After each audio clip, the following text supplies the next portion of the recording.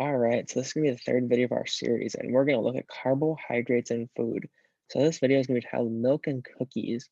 So going off our last video, we learned a little bit about fed and fasted state. So we're gonna ask the question, what puts us in a fed state and what meals and carbohydrates would impact our body to make us increase, or in this situation, why would we want to decrease our insulin after the fed state?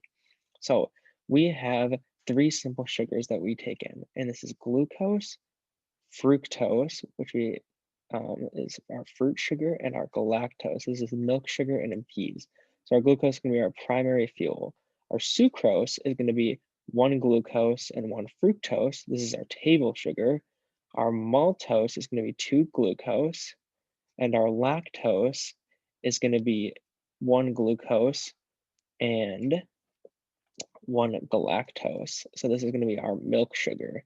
And looking at our body specifically, so we're going to have a head here, and this is going to be our person. So we are going to consume our food. We initially have salivary amylase, so an enzyme that helps to digest our food a little bit in our mouth. And as this travels down our esophagus, we are going to have the initial part of our stomach, which is called the duodenum, our polysaccharides, so our multi-chain.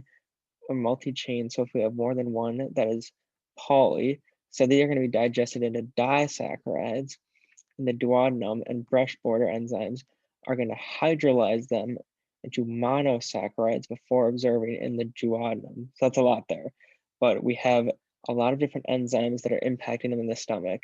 And then we have monosaccharides now, which are going to be able to pass into our enterocytes, and these are going to pass into the enterocytes at the brush border of the small intestine.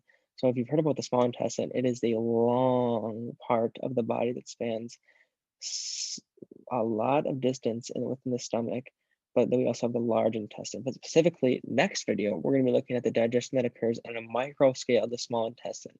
But important takeaways in this video is we have a lot of digestion that occurs in the stomach and also some with the mouth.